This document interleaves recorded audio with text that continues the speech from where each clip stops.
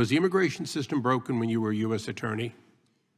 Congressman, it is broken. It has been broken for as long as I can remember.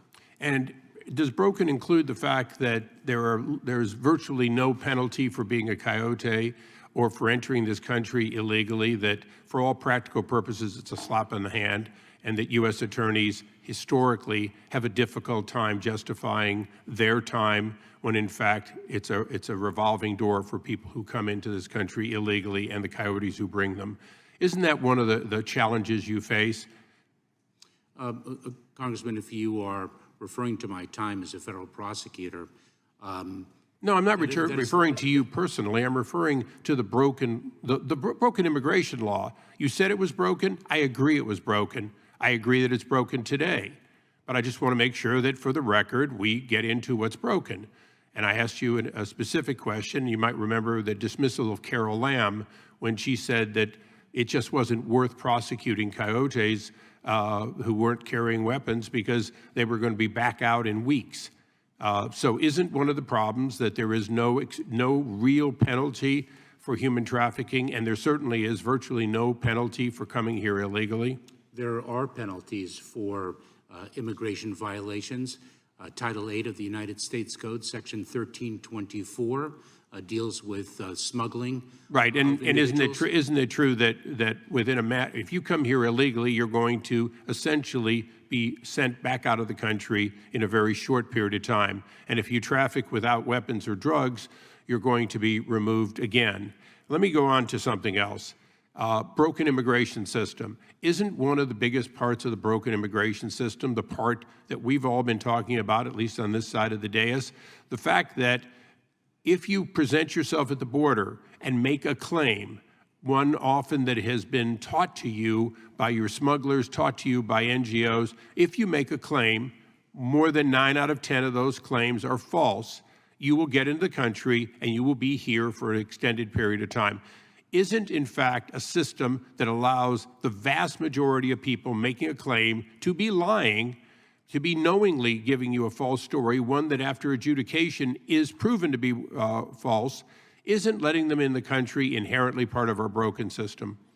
Congressman, let me that was a yes or no. No, let me give me a yes or no and then give me the rest. Congressman, I respectfully disagree with your data, the statistic you cited. But one of the problems in our broken immigration system is the length of time it takes. I understand the length of time. Isn't it true that most countries do not simply admit and release people waiting and tell them to come back when they adjudicate them? Aren't we an exception for the most part around the world? Congressman, we are not alone in some of the infirmities of the immigration system that we have. So today, as the Chief Security Officer for the United States, would you say that it is reasonable to release people for months or years rather than adjudicating them immediately at the border? Isn't it true that if we were doing our job in Congress and you were able to do your job, people would be adjudicated before they came into the United States? Those found to be credible would be admitted. Those not found to be credible would be discarded back to the countries they came from as appropriate. Congressman, in the absence of congressional action, we have actually issued a regulation, the first of its kind, that has reduced the time between encounter at the border and the final adjudication of an asylum claim. Okay, for the record, there has been in fiscal year, let's say 20, you had 3 at the southwest border encounters with people on the terrorist watch list. So far this year, it's 140. Can you give us the whereabouts of those 140?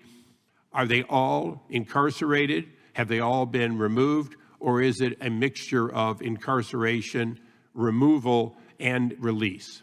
Congressman, let me say this. The safety and security of the American people is our highest So priority. prove it to me. What is the status of those 140? Individuals who present a national security or public safety threat are detained and are by definition, Mr. Secretary, if you're on the terrorist watch list, you represent a threat. So 140 people on the terrorist watch list so far this year, for the record, would you please give us the status of each of those individuals so we know what you did with people who were on a terrorist watch list, who were apprehended, many got away, but were apprehended, where they are today so that Congress can know? Congressman, I would be pleased to provide you with that information with respect to the individuals encountered at the southwest border.